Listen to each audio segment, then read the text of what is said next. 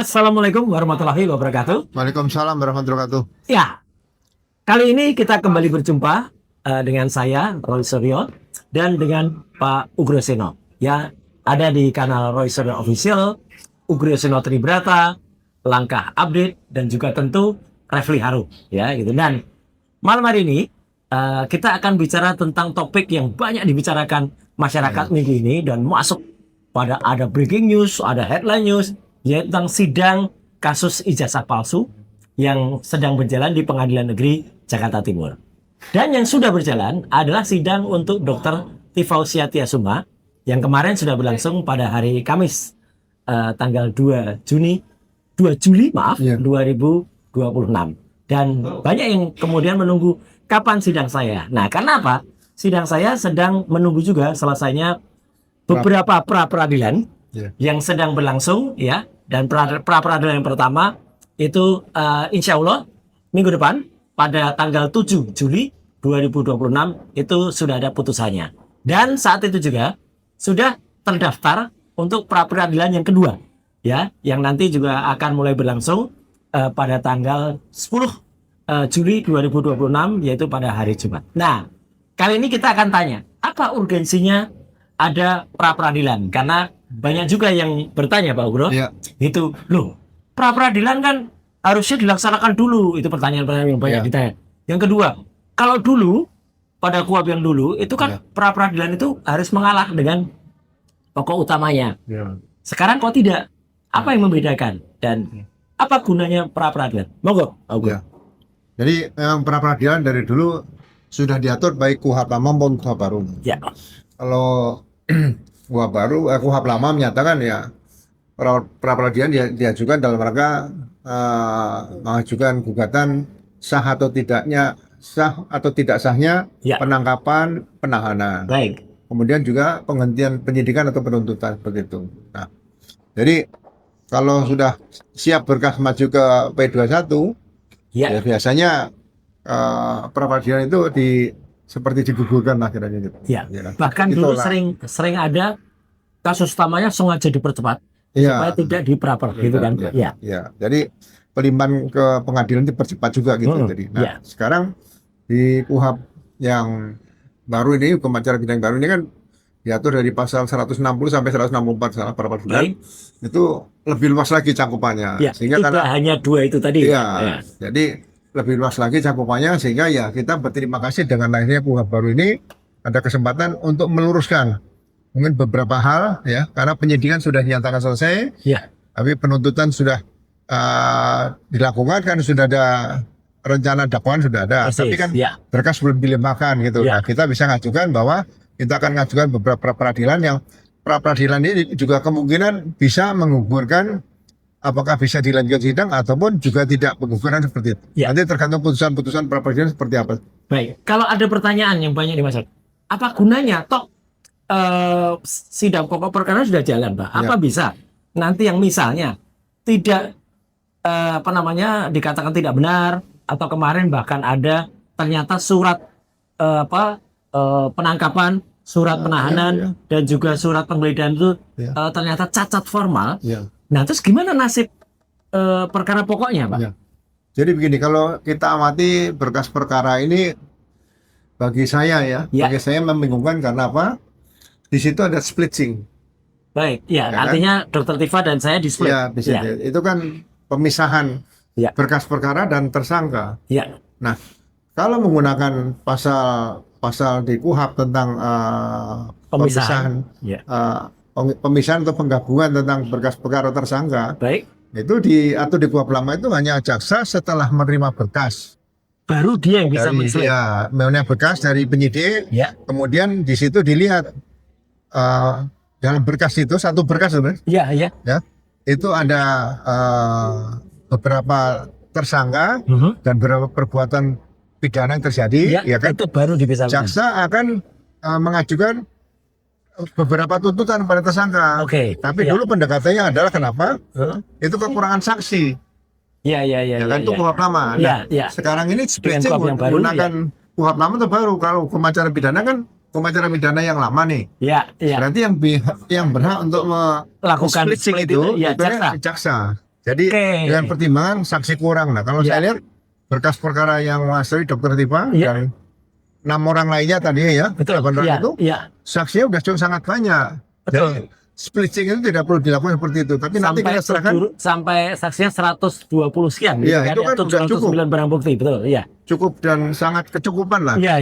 Nah, ini yang mungkin nanti kalau bisa juga ini diajukan ke pra peradilan juga, ya, untuk mendapatkan kepastian hukum. Iya. Sehingga apakah perkara Mas Roy dan berkas perkara Mas Roy dan berkas perkara Dr. Tipa, apakah bisa di splitting sejak awal? Iya.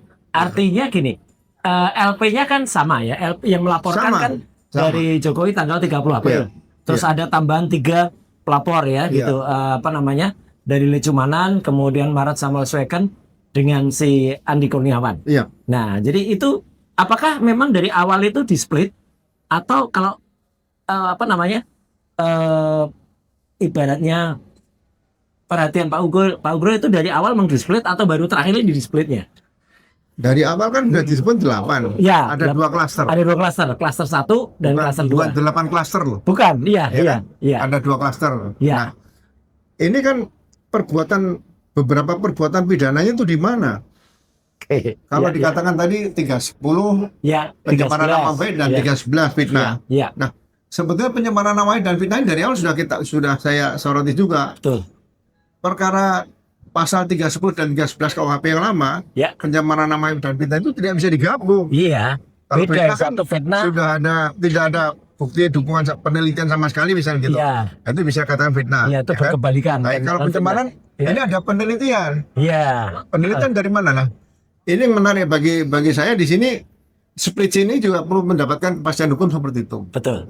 Jadi mudah-mudahan ke depan kalau menggunakan KUHP baru, nah kita nggak konsisten dengan KUHP yang baru. Di situ disebutkan kalau perkara itu terjadi sebelum KUHP itu diberlakukan, menggunakan KUHP yang lama. Jadi ini menarik supaya masyarakat lebih tahu bahwa ada hal-hal yang khusus yang berbeda antara bentuk acara pidana yang lama dan yang baru, khusus berkaitan dengan splitting tadi atau penggabungan atau pemisahan berkas perkara seperti itu. Siap. Nah ini pemirsa, jadi kemarin pada saat sidang pra peradilan yang pertama, sempat ada hal yang sangat menarik yang berulang kali kita tandaskan bahwa ahli dari pihak termohon, yaitu Pak Aristo Pangaribuan, itu justru menyatakan, dan ini di depan sidang dan kemudian di bawah sumpah, bahwa surat penggeledahan atau surat penangkapan dan surat penahanan itu cacat formal karena sudah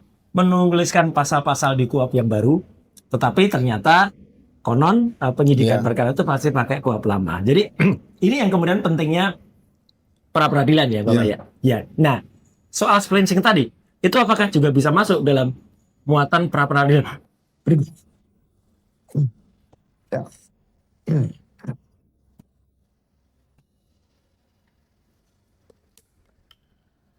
Nah, Pak, jadi gini,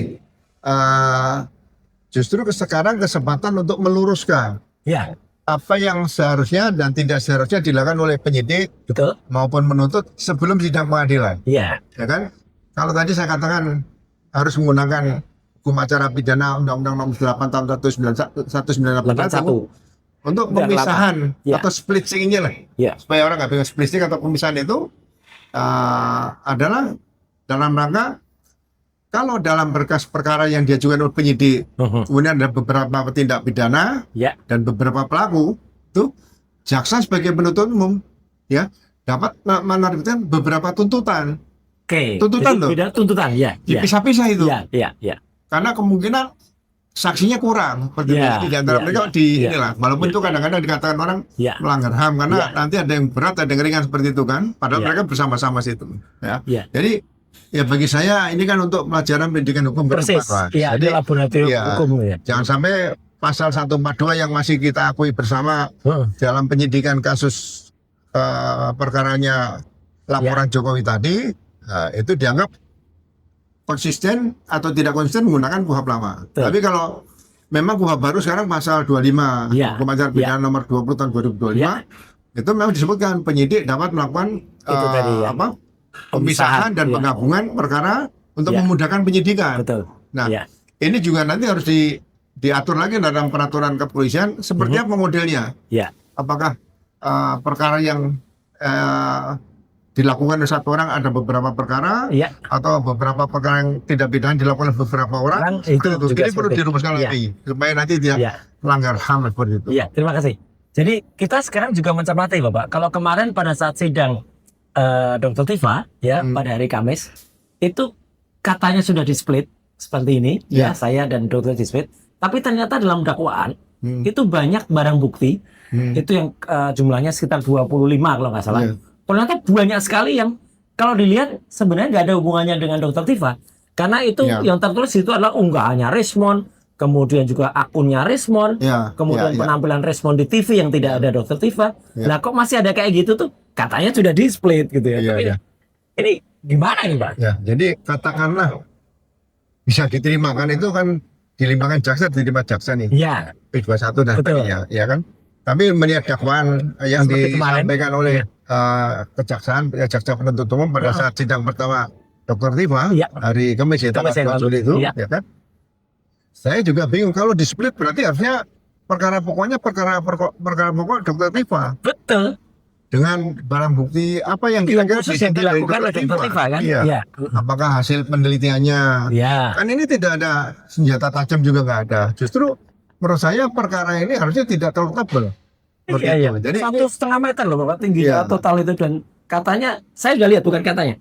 Saya dan Dr. Tifa sudah lihat sendiri ketika pelimpahan berkas itu pada hari Senin yang lalu, itu ternyata dua itu sama ya, saya itu Dr. Tifa ya itu.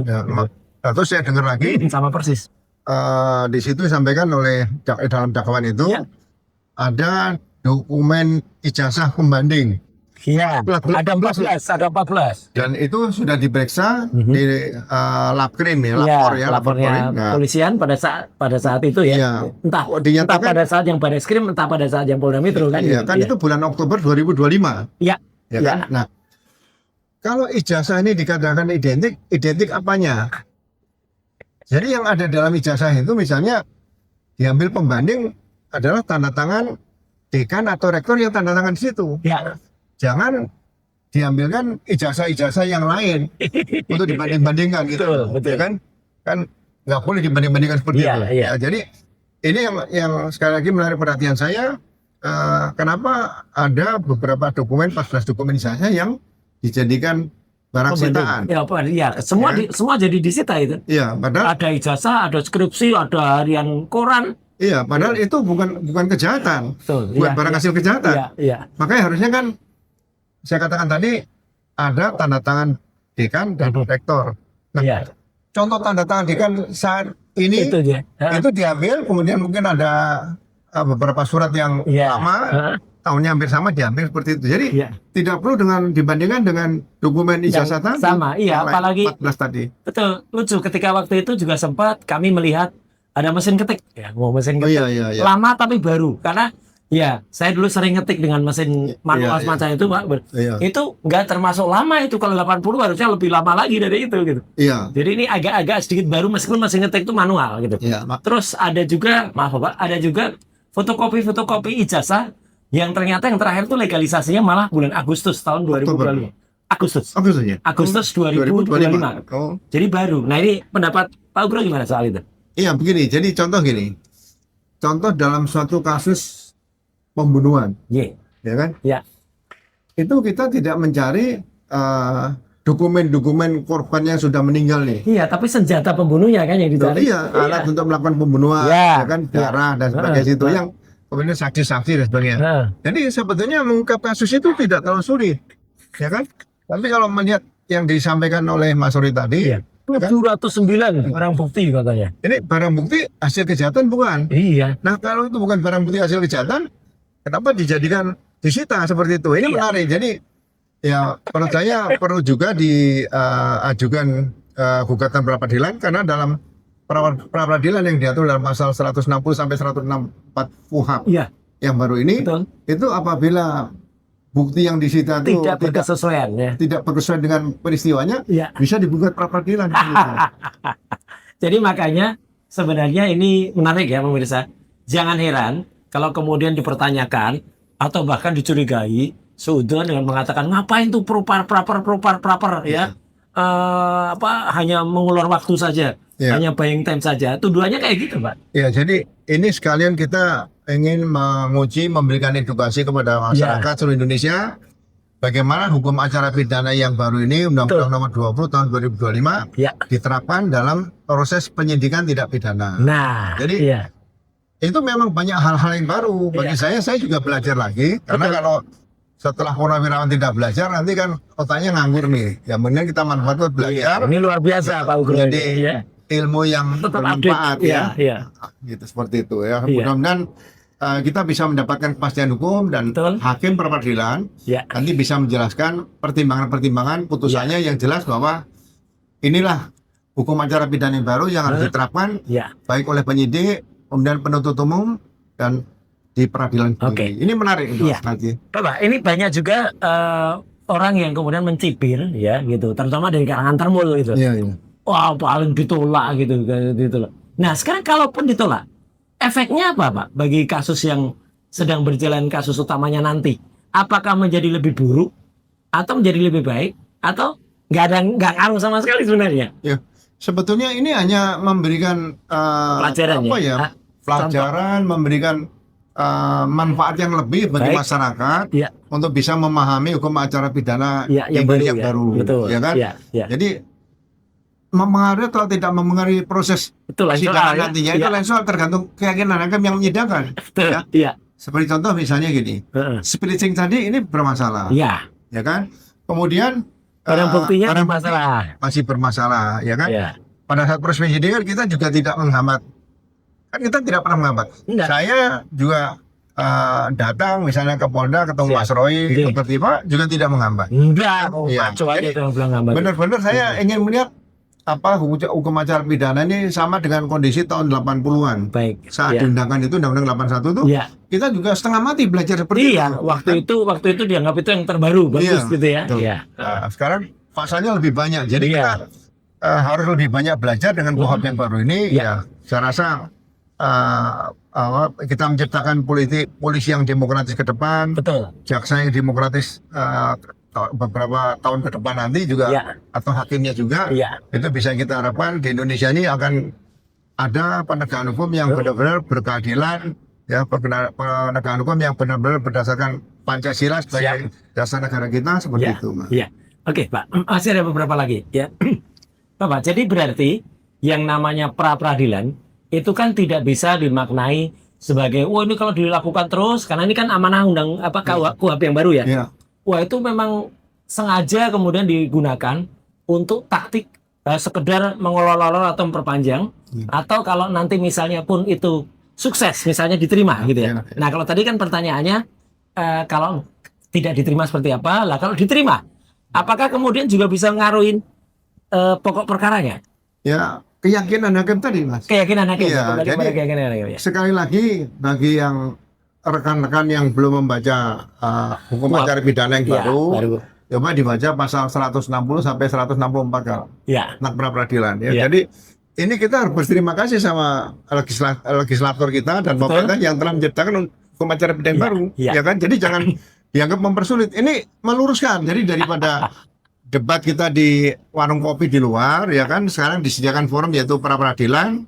Ya kita nikmati di sini. Mari kita cek dulu. Jadi kalau diibaratkan berkas perkara ini kendaraan, ya kan, akan berlayar nih atau perahu lah atau kapal berlayar nih. Kita cek dulu semuanya, mesinnya, jangan nanti semuanya. Sudah jalan, tiba-tiba baru dicek di tengah jalan kan? Kita kan hakim kan menerima berkas dari jaksa dan dakwaan sebagai wasit nanti menilai. Nah nanti pada saat memang akan diajukan lanjut ke pengadilan nggak ada masalah. Ini ada penasihat hukum, ada jaksa penuntut umum di sini. Terus ada terdakwa, ya kan, ada saksi-saksi. Fakta persidangan nanti akan melihat seperti apa? Ya termasuk semuanya. Secara formilnya juga diungkap di situ, secara material diungkap. Ya ini sekarang ini ada dua hal menarik lagi, Bapak. Sebelum kita nanti closing. Yang pertama adalah kemarin kan sempat pada hari pertama itu tiba-tiba di tengah-tengah ada orang, ternyata orang itu adalah lawyer gitu yang mengajukan interupsi gitu. Terus apa itu interupsi?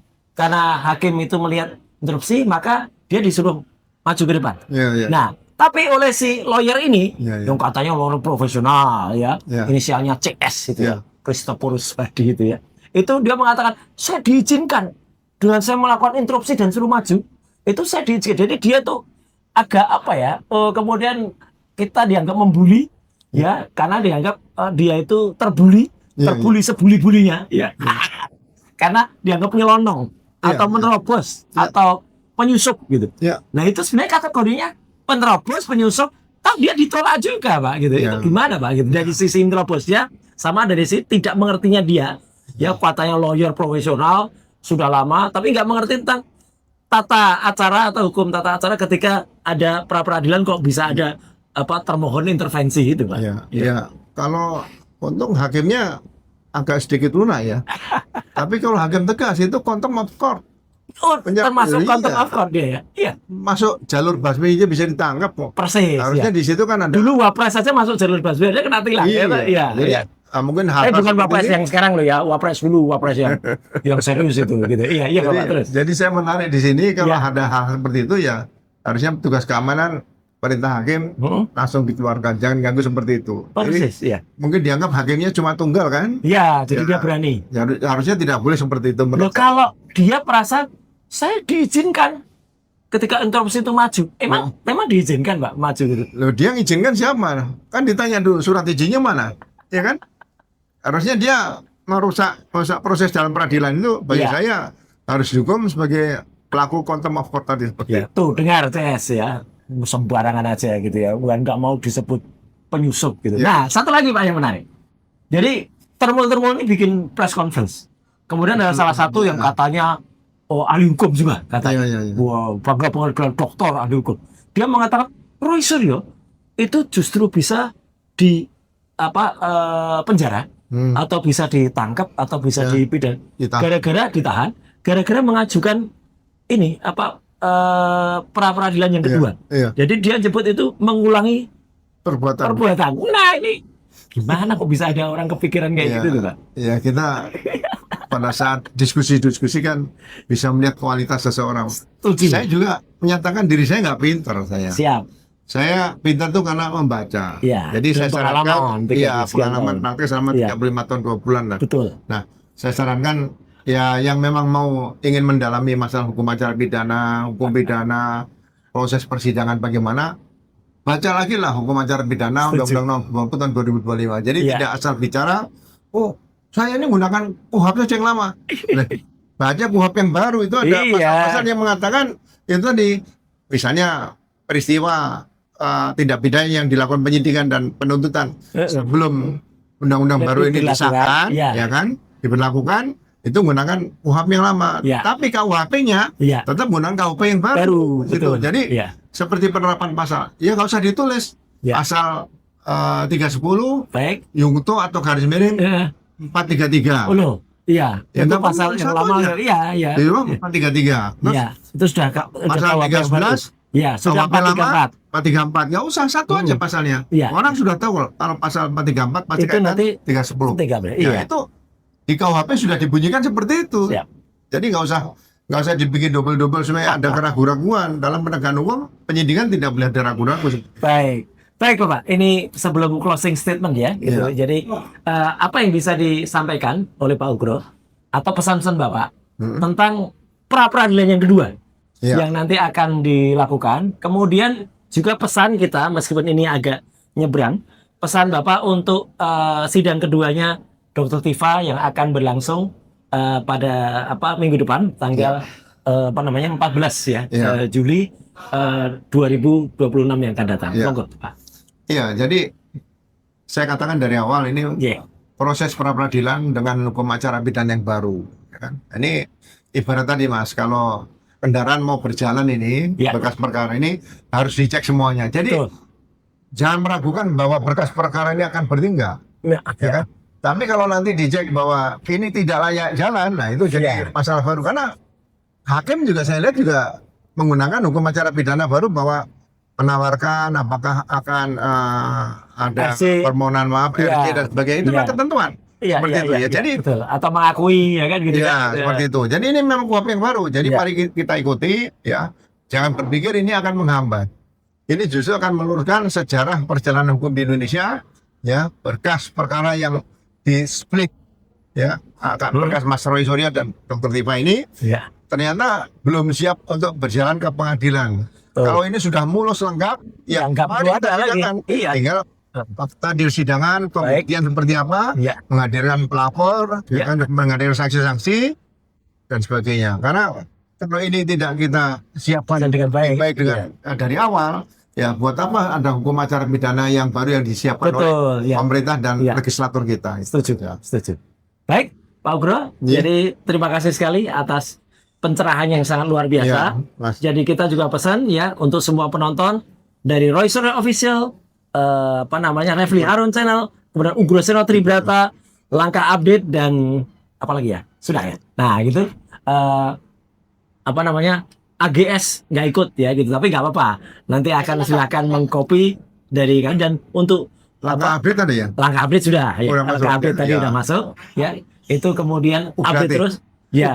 Betul, itu langkah update ya. Moga-moga ini bisa diterima dengan baik, dan makanya pesan saya juga yang terakhir untuk jangan asal bicara ya, terutama ada orang yang katanya nggak mau disebut penyusup. Terus ada yang bilang kalau ini bisa kemudian dipenjara gara-gara mengajukan prapit kok malah ditahan. Makanya nggak usah tiru junjunganmu ya. Junjungannya itu kalau bicara asal ngomong detok only petok ya, jangan petok lah gitu. Jangan asal, gunakan otak pikiran, karena kita semuanya diberikan panca indera ya, mata, telinga, hidung, mulut itu digunakan, dan perasa apalagi otak kan Bapak. Itu gunakanlah sebaik-baiknya, jangan hanya asal penggunaannya. Sekian, terima kasih Bapak. Wassalamualaikum warahmatullahi wabarakatuh. Waalaikumsalam warahmatullahi wabarakatuh.